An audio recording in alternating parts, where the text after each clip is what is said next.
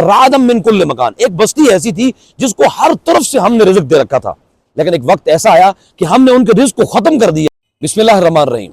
احباب گرامی قدر، انسان کا رزق اس کی زندگی سے کیسے ختم ہو جاتا ہے؟ احباب گرامی قدر، انسان کی زندگی کے اندر رزق کی کمی کیسے آتی ہے؟ یہ وہ امپورٹنٹ چیز ہے کہ جب انسان اپنی زندگی کے اندر یہ محسوس کرتا ہے کہ میری زندگی کے اندر اب وہ مال و دولت کی فراوانی نہیں رہی، میری زندگی کے اندر وہ برکات نہیں رہی، یا میرے گھر اور اہل و عیال کے اندر وہ برکات نہیں رہی، میں مصائب کے اندر، مشکلات کے اندر، میں تکلیفوں کے اندر ان بوجھ تلے دبا ہوا ہوں۔ یہ وہ دو اسباب ہیں۔ ایک وہ پہلا اسباب ہے جس کے بارے میں امام الانبیاء حضرت محمد الرسول اللہ صلی اللہ علیہ وسلم نے سنن ابن ماجہ کے اندر فرمایا، اللہ کے نبی فرماتے ہیں کہ بسا اوقات جب تم ایک گناہ کرتے ہو تو اس گناہ کی وجہ سے تمہاری زندگی سے رزق چلا جاتا ہے۔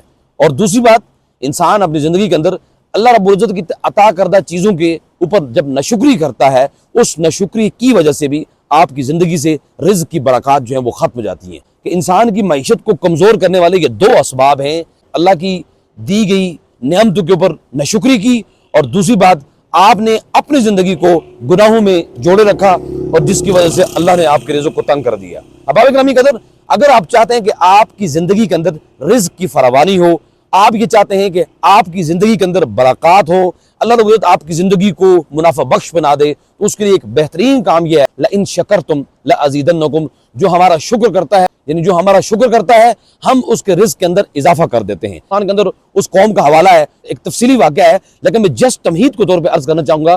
اللہ رب العالمین قرآن میں فرماتے ہیں کہ رعدم من کل مکان، ایک بستی ایسی تھی جس کو ہر طرف سے ہم نے رزق دے رکھا تھا، لیکن ایک وقت ایسا آیا کہ ہم نے ان کے رزق کو ختم کر دیا۔ وجہ اس کی یہ تھی کہ وہ اللہ کی نافرمانیوں کے اندر اتنے مصروف ہو چکے تھے کہ رب نے نافرمانیوں، گناہوں کی وجہ سے ان کے رزق کو ختم کر کے ان کی معیشت کو تنگ کر کے رکھ دیا۔ اور آپ نے دیکھا ہے، قرآن خود کہتا ہے انہ معیشۃ ضنکا، میں ان کی معیشت کو تباہ کر کے رکھ دیتا ہوں۔ کس کو؟ جو اللہ اور اس کے رسول کی نافرمانی کے اندر اپنا وقت گزارتا ہے۔ احباب گرامی قدر، اگر آپ یہ چاہتے ہیں آپ کی زندگی کے اندر برکات ہوں، آپ کی معیشت، مال و دولت، آپ کا کاروبار، آپ کا بزنس، آپ کی ہر چیز مضبوط، تندرست اور توانا ہو، آپ کی شخصیت کی طرح ہر چیز مضبوط ہو، ایک بہترین ہو، تو اس کے لیے آپ نے یہ دو کام کرنے ہیں۔ ایک تو اللہ کے ساتھ، اللہ کے بتائے گئے اصولوں کے مطابق چلنا ہے تاکہ رب کی نافرمانی سے آپ بچ سکیں، اور دوسرا جن چیزوں کی طرف سے اللہ اور اس کے رسول نے روکا ہوا ہے ان سے آپ محفوظ رہیں۔ اور تیسری سب سے بڑی امپورٹنٹ بات یہ ہے کہ آپ اللہ کا ہمیشہ، چاہے تھوڑا ہے یا زیادہ ہے، اس پہ آپ کو شکر کرنا چاہیے۔ جتنا آپ شکر کریں گے اللہ اتنا آپ کو زیادہ دے گا، تو شکر کی وجہ سے بھی آپ کی معیشت اللہ تعالیٰ کے ہاں مضبوط اور مستحکم ہوگی۔